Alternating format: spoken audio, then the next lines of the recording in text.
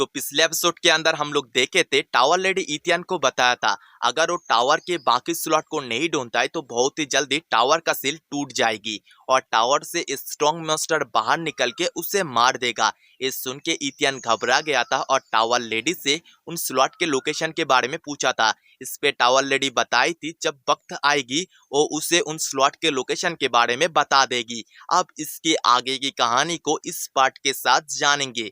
इसके बाद scene shift होता है और हम देख पाते इथियन और उसका बहन फाइनली चंगाई सिटी में पहुंच चुका है। वहां पर जाने के बाद इथियन उसके कैरेट को एक सेलर को बेच देता है। उस सेलर भी उस कैरेट के बदले में इथियन को 500 गोल्ड कॉइन देता है। उन गोल्ड कॉइन को पाके इथियन उसके बहन को कहता है चलो हम लोग इस शंघाई सिटी के अंदर थोड़ा सा शॉपिंग कर दे।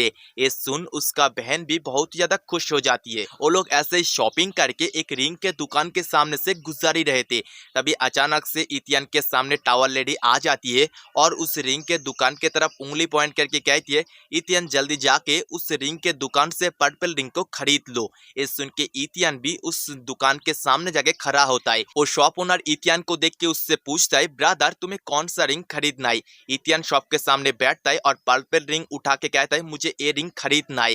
वो शॉप ओनर इथियन को मस्का लगाते हुए कहता है ब्रदर आपका आंखें बहुत ही कमाल की है, एक पर्पल क्रिस्टल रिंग है, ये बहुत ही ज्यादा खास है, इसका दाम ज्यादा नहीं है, आप बहुत ही खास आदमी हो इसीलिए आपसे मैं बस 10 गोल्ड कॉइन लूंगा। इथियन भी उस शॉप ओनर से उस रिंग को खरीदने के लिए उससे 10 गोल्ड कॉइन देने के लिए मान जाता है। तभी वहां पर एक साउंड आती है शॉप ओनर तुम उस लड़के को उस रिंग को बेचो मत। हम देख पाते ये बात एक ब्लू हेयर लड़की ने कही थी। वो आने के बाद शॉप ओनर से कहती है मैं तुमसे उस रिंग को खरीदने के लिए तुम्हें पूरा का पूरा 20 गोल्ड कॉइन देने के लिए राजी हूँ। उस लड़की की ऐसा बात सुन के इथियन का बहन गुस्सा हो जाती है और उस लेडी से कहती है हे तुम अभी ऐसा बात कैसे कर सकते हो, मेरा भैया ने पहले ही उस रिंग को खरीद चुका है। मगर वो लड़की इथियन के बहन के खूबसूरती देख शर्मा जाती है और उसके हाथ पकड़ के कहती है वाह क्या ब्यूटी है, हे ब्यूटी तुम्हारा नाम क्या है। जवाब में इथियन का बहन कहती है मेरा नाम लिंगर है और तुम्हारे साथ प्रॉब्लम क्या है। तभी फटक से इथियन उसके बहन को उस लड़की से दूर करता है और कहता है परबट तुम मेरे बहन के साथ इतना ज्यादा चिपक क्यों रही हो। तभी वो लड़की उसके पास से गोल्ड फायर ऑर्ब को निकाल के इथियन के बहन को दे देती है और कहती है लेडी जब मैं तुम्हारे हाथ को पकड़ी थी मुझे पता चला है तुम एक ऐसा डिजीज है जिससे तुम्हें बहुत ज्यादा ठंड लगती है, ये फायर ऑर्ब तुम्हारे बॉडी को गर्म रखेगा। और वहां से जाते हुए कहती है बस तुम्हारे कारण से मैं तुम्हारे भैया को उस रिंग को खरीदने दे रहा हूँ। ये कह के ही वहां से गायब हो जाती है। इथियन अचानक से उस लड़की के ऐसा हरकत देख के हैरान होता है। तभी उसके पास टावर लेडी मतलब उसका मास्टर अपीयर होती है और उससे कहती है इथियन तुम्हें ज्यादा उस लड़की के बारे में सोचने का जरूरत नहीं है, मुझे उस लड़की के अंदर से तुम्हारे बहन के लिए कोई भी बैड इंटेंशन फील नहीं हुई है। तभी इथियन का बहन उसे वो फायर ऑर्ब दिखाते हुए कहती है भैया ये फायर ऑर्ब बहुत ही ज्यादा और में ये मुझे बहुत ही अच्छा फीलिंग दे रही है।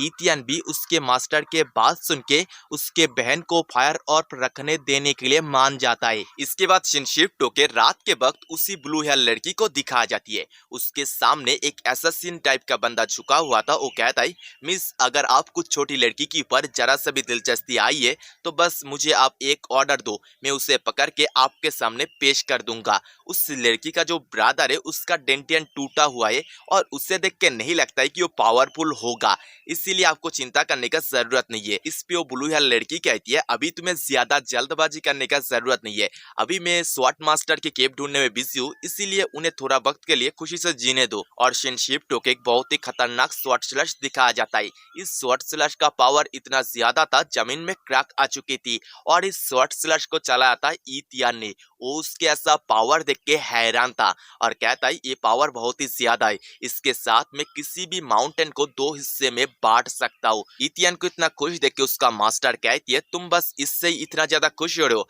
अगर तुम्हारा अंडरस्टैंडिंग स्वॉट के ऊपर पूरी तरह से बढ़ जाती है तब तुम स्वॉट हार्ट को हासिल कर पाओगे, स्वॉट हार्ट हासिल करने से तुम्हारा पावर कई गुना बढ़ जाएगी। तभी इथियन कहता है लेकिन मास्टर अभी मेरे पास जितना पावर है उस पावर के साथ मैं इस सिटी के जिसे चाहूं उसे मार सकता हूँ।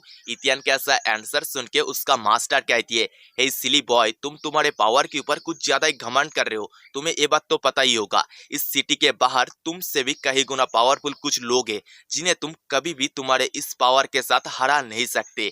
और उसका मास्टर वही पर्पल रिंग इतियन को देते हुए कहती है, इस रिंग के सिल को मैं तुम्हारे लिए तोड़ दिया हूँ। और उस रिंग के एबिलिटी के बारे में हमें बताया जाता है, उस रिंग के साथ कियोई एनर्जी फ्यूज करके 5 बार इलेक्ट्रिक अटैक किया जा सकता है। उस रिंग को उंगली में पहन के इतियन खुश हो जाता है और उसके मास्टर से कहता है, मास्टर अगर आपके पास ऐसा एबिलिटी है तो चलो हम लोग फिर से बाजार में जाते और वहां से कुछ स्पेशल ट्रेजर आइटम खरीद के पैसा कमाते। इस पे उसका मास्टर बहुत ही ज्यादा गुस्सा हो जाती है। इसके बाद शिनशिप्टो के इतियन को एक घर के अंदर बैठा दिखाया जाता है, जहाँ पर वो कहता है, मैंने ऐसा भी कोई गलत बात नहीं किया था कि मास्टर को मुझे टावर से बाहर निकल देना पड़े।